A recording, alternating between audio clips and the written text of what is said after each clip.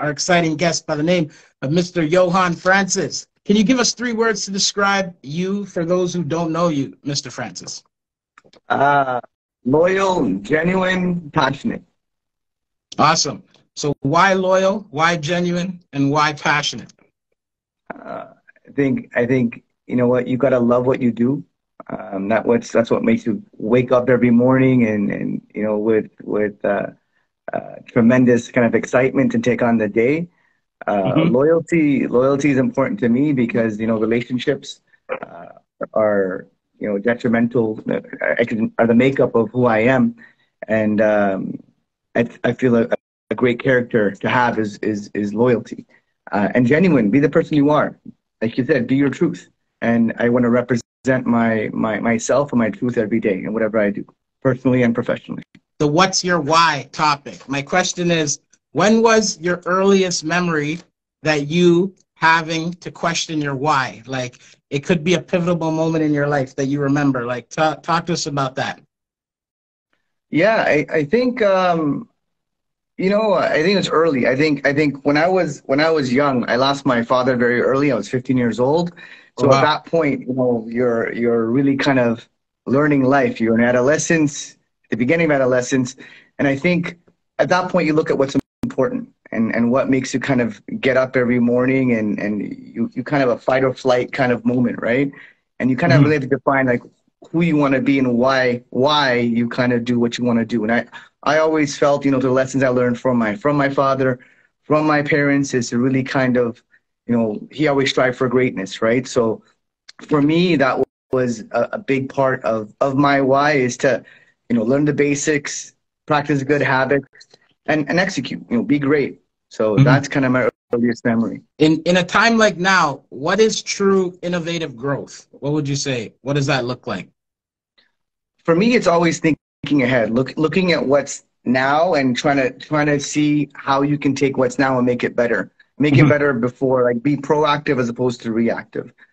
We've seen that whether in the financial markets with Bitcoin, we've seen it with the real estate market. 100%. You always got to look at alternative measures of being successful. So strategizing, you know, aligning yourself with the right kind of people, like, you know, your friend circle should be tight, should be those that are always pushing forward, you know, failing upwards. And I think that's through success, through failures where success comes from, right? So yeah, that's what helps in building a vision is kind of working on and building on those mistakes that we all make, right? 100%. Do you remember your first mentor or any mentor that helped you shift goals or make impactful decisions? You know what? I've had the pleasure of having a few people that have had influence in my life, positive influence. The first one I remember is actually in college. So after high school, you know, the school education system wasn't always in line with me. You know, I felt it didn't really catch me or I didn't catch it. And so I kind of floated through school. I went through tragedies that I mentioned when I was in high school. And I remember this first, and school couldn't decide, hey, is this guy smart? Is he not? Is he whatever? And it's like, just pass him through, right? So we kind of flowed through high school. I got to college and I had a professor. And that professor it was an English professor, and kind of in my writing, he saw something in me and goes, you know what, you have something special inside you. And I felt he is the first person, you know, non-family or non-part of my unit. I kind of identified that and helped, you know, in an essence, me believe in myself. So taking that and taking that, you know, the pillars I'm trying to build inside me in regards to hard work, in regards to, you know, practicing good habits and taking on those challenges, right? You gotta take those risks. So I think, you know, I was 18, 19 years old when I first got that lesson, and I found that something that always stuck with me. Because you will have, you know, 10 people that say you're not good at something. All it takes is one to tell you you are, and you move forward with that one, right? Life's full of rejection, but it's all what you do with that rejection, how you build on it, right? 100%. 100%. So that was life-changing to hear those good remarks from that professor, right? I guess the loss of your father at a young age already put you on a path mentally knowing success was yours. It had to be yours. Is that a true statement to state? Like I'm a big Jay-Z fan. Mhm. And I go, one of the lines that I always kind of tell myself, and I share to my team, my family, my friends, like, Mhm. I will not lose. You know, Huge. I'm out here and I'm gonna win. I'm gonna do whatever it takes to win.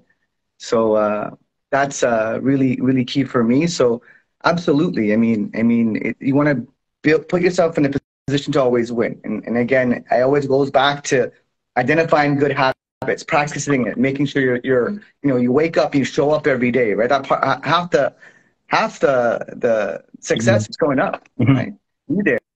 Be there, be ready. Wow. Learn from the failures of yesterday and kind of learn the lesson in that and use it as a launching pad. This environment these days right now are like a little challenging when it comes to staffing and personnel. Like back in the day, as you said, being old school, new school, whatever the case may be, we were told, yes, get a job, you stay at that job 20 years, 25 years, then you retire, right? The Mhm. environment has changed. People change jobs so frequent, right? How and what advice do you have for employers to try to work on retention of staff members, or even then on the flip side, for actual employees that are working, how can they stay, still having growth, but within an organization and seeing the Yeah, long run? What are that's a your great thoughts question. on that? I think the most important thing for companies, organizations that are looking to hire, looking to grow, looking to scale, or looking to even stay lean but keep the best talent, it's all about culture. It's all about Mhm. establishing the right kind of culture that people want to work at. How do you know that? How do you identify that? Listen to your people. Listen to your employees. They'll tell you what they want. Some people are motivated by job titles. Some people motivated by money. Some people are motivated by flexibility. With COVID, people went literally from 70 hours a week in an office to 100% at home. Mhm. So sometimes it's a balance. So figuring out what that is, to be successful, you got to be steps ahead. Yeah. So you do what other companies won't do today. So tomorrow you do what they can, right? And you have the kind of people that attract the kind of culture that you want to be there for long term. But the reality is, the job market is very fluid. People's loyalty, can be swayed, Mhm. but you have to have an understanding of what's important to them. And if you have a career development plan, a succession plan in place, I feel you're able to attain and retain the best talent out there. Huge. So those are strategies and practices that you work with your partners that have acquired your talent to find candidates. Yeah, what we do with our clients, we kind of do like a bespoke sort of consultancy meeting with them, finding out what your plan is, not only this year, but 5 years on the line, Mhm. finding out if you're looking to scale, looking to reorg, whatever. We can kind of help with whatever strategy they want to take. We can help develop that strategy. We can put a step-by-step kind of guideline. We also have like a fractional HR component, and in which we can help as companies stay lean and we're going through a financial crisis. We're in the middle of one, depending on who you talk to. And Mhm. oftentimes, what the first things to go is HR, marketing, and then HR, right? Yeah. But companies, again, you've got to push forward. So we have strategies that help. Hey, we can help out in other HR services, such as payroll and benefits. We can help out in HR generalist functions. We can help in HR management strategy as well. So it's about being able to meet the client at the point of their needs. So our real kind of approach is a consultancy approach versus a Nice. just, transactional, send me a job description, I put a post and here's your person. My question now, you're a recruitment company, you need staff. How does the recruitment company get staff? You know, the short answer is we turn over every stone. We're very strategic here, so always putting our heads together, thinking a step ahead. We go out there. We have community outreach programs where we go on and seek talent. Whether we build relationships with schools, universities, trade schools. I talked to one today that has a great insurance development program, a great finance kind of program. Job fairs. Mhm. Networking. We go to a lot of networking events, talking to people at various stages of their career, kind of, and can let them know who we are and what we do, right? And as they say, the best advertising is word of mouth. So you do something well for one person, they're more than happy to share, right? We ask our candidates, if they had good experience, if they had to kind of gauge their experience to Google reviews, where I think we're a 4.9 on Google. So it kind of speaks to our efforts, speak to our strategy, our professionalism, our likability and rapport building abilities, and of course, at the end, execution. What's your secret sauce for when you're having challenging moments, or, there might be an ounce of doubt or uncertainty that sets in on yourself as a business owner? Like, you're a human being too, right? So what are your tips and tricks that you do to stay keeping your energy high? As an entrepreneur, doubt is the name of the game, right? So oftentimes you question the person who's looking back at you in the mirror, right? But it's understanding, I think, that the moment is temporary. And when you build things on a foundation, take a deep breath, take 5 deep breaths if you have to, close your eyes, and then move forward. Like, think of a way to kind of, as human beings, like, to be successful, you got to be problem solvers. Don't look at the problem, look at the solution.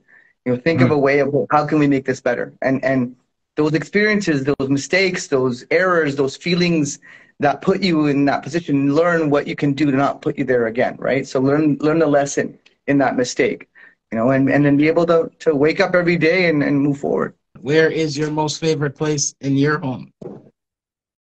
Where's my most favorite place? Where? In your home, in your house.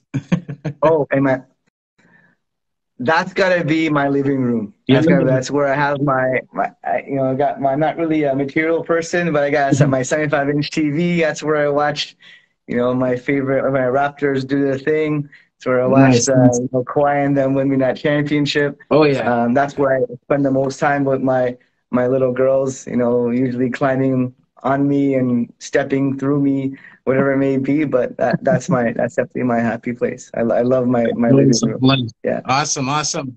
Family time is a great time, brother.